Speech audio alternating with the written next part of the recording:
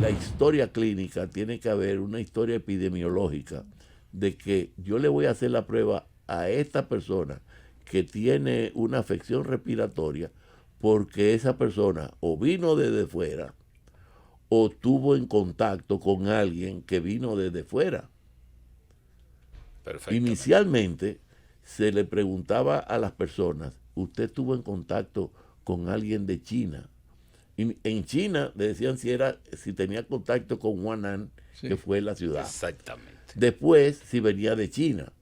Ahora que está diseminado en algunos países, tú tienes que preguntar si vino de fuera, si has estado en contacto con personas de fuera, porque el que está en Bonao y no ha tenido contacto con nadie y tiene una afección respiratoria como todos los años para esta fecha, claro, no tiene por qué hacerse un estudio de coronavirus. Y los médicos tenemos que aprender esta historia epidemiológica para tú ordenar una prueba de coronavirus. No, muy bien. Y la conjetura vendría ni que no, en tal laboratorio dio vieron positivo, en el otro, Así en tal es. Sucursal, en tal sitio, Así hay una es. agente interna, como en Monteplata, que el director nacional del Servicio de Salud, el doctor Chupay, tuvo que desmentir, coger para Monteplata, mandar a unas autoridades allá, e encontrar a la persona que dijo que encontraron 2 casos en Monteplata y que había uno que había fallecido. En Villa Altagracia alguien dijo otra cosa y han ido desmontando cada una de esas ficciones, de esos cuentos de camino, para desvirtuar y desorientar a la población dominicana con relación a esto. Lo que está diciendo el doctor Jesús Félix Iglesias. Sí. Vamos a que el profesor Vicente Vargas vaya a grabar su mensaje de este comportamiento, si hay algunos rasgos psicopatológicos de seres humanos que quieren hacerle daño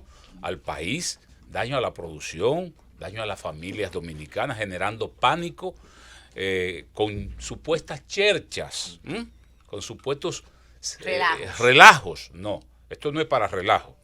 Esto es un problema nacional y con el carácter clínico, científico, es que tenemos que enfrentar cualquier situación que se presente en la República Dominicana. Seguimos con el profesor José Joaquín Hay Puello. dos cosas que nosotros tenemos que enfatizar, los médicos, y nos enfatizaron nuestros profesores en las diferentes universidades que nosotros estudiamos, y ahora lo debemos decir públicamente. La medicina está basada en evidencia, no es lo que uno se invente o lo que uno quiera decir. La medicina moderna se basa en evidencia. Lo que nosotros estamos diciendo aquí, todos los médicos que estamos aquí, son las cosas que nosotros sabemos que han sido probadas y ya demostradas.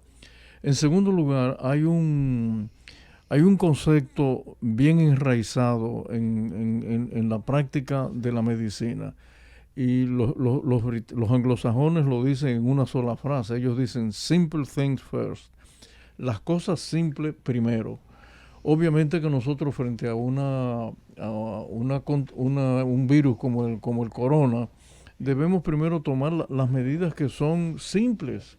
Y si podemos controlar con las medidas simples preventivas, eso es lo que nosotros debemos hacer. A medida que pasa el tiempo, si las cosas, Dios no lo quiera, se nos complican, entonces pasamos a un segundo, tercer plano. Exacto. Estoy diciendo esto porque mucha gente ha venido reclamando que se cierren los aeropuertos, que se cierren las escuelas, que no se permita la aglomeración en ciertos sitios.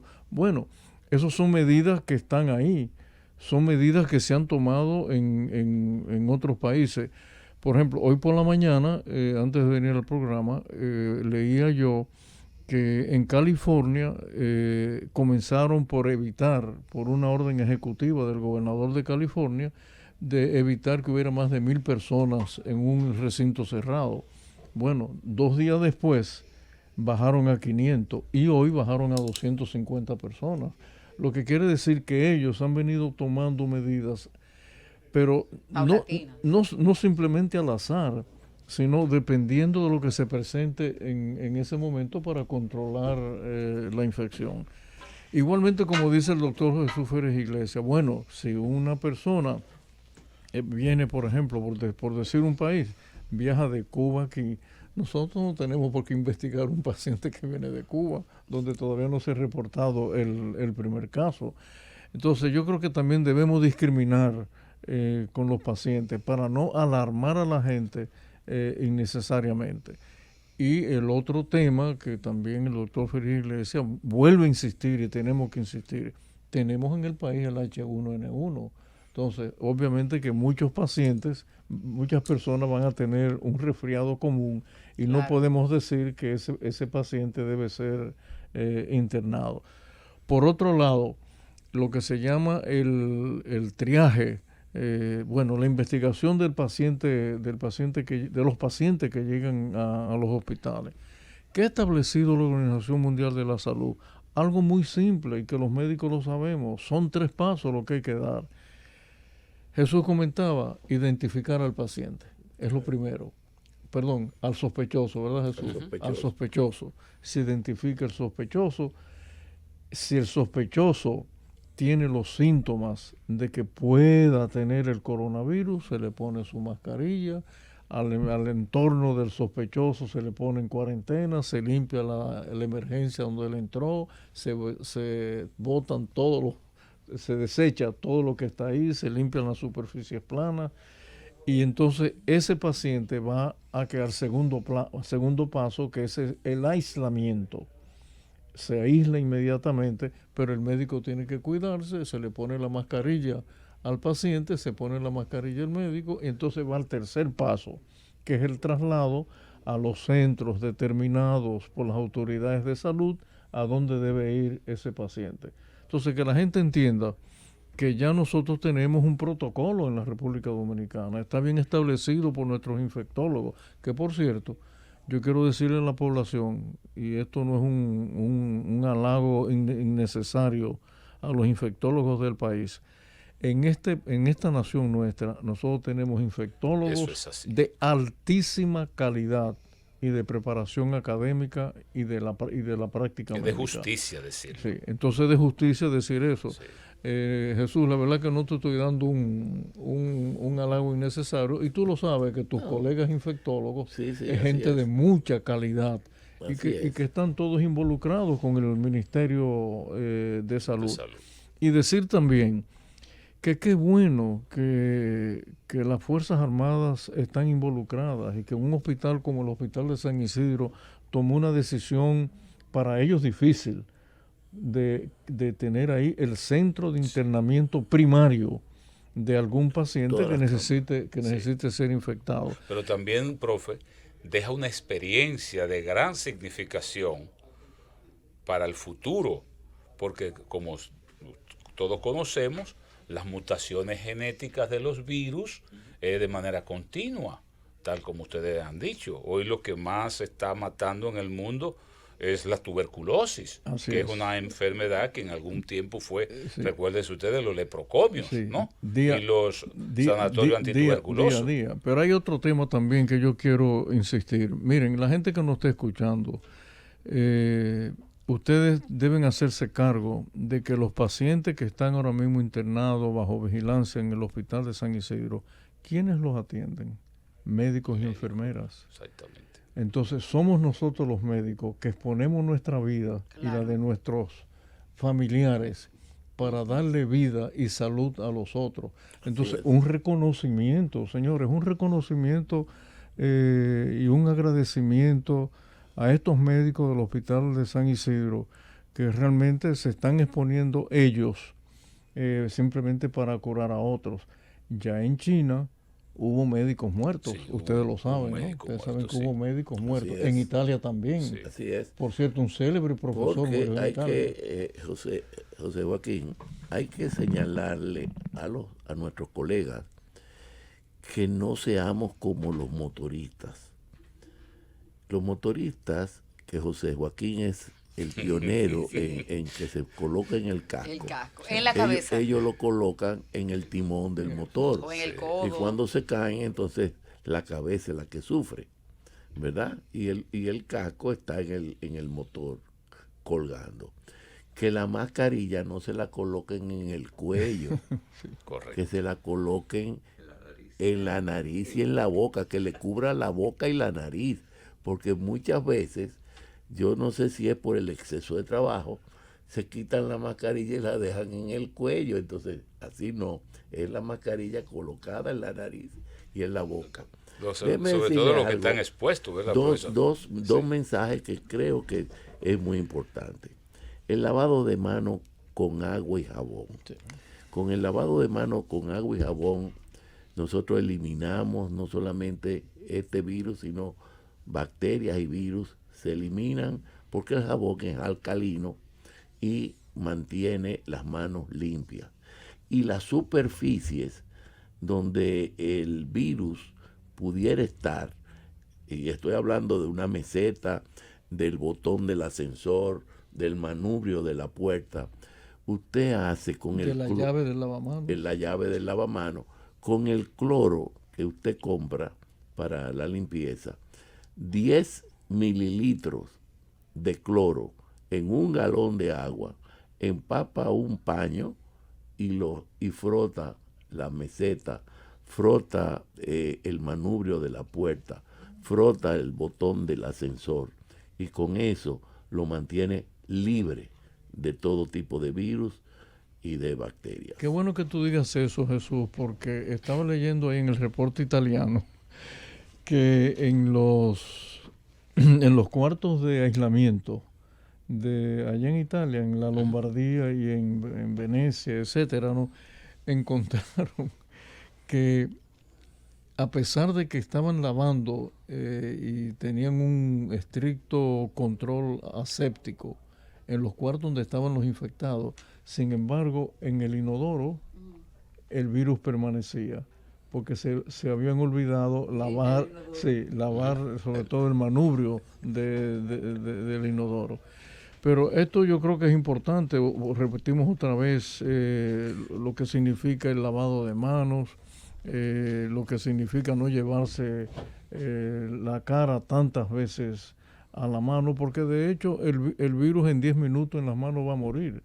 La gente no le gusta que uno diga esto, pero simplemente con andar con una servilleta quizás empapada en alcohol de más de 70 grados, alcohol normal de más de 70 grados, y uno se frota las manos, obviamente que uno va a matar las bacterias. Nosotros en el quirófano utilizamos un jabón alcoholizado, no sé si la gente lo sabe, y apenas en 30 segundos nosotros tenemos las manos estériles. Entonces tampoco estamos hablando de una medida preventiva que la gente no puede utilizar.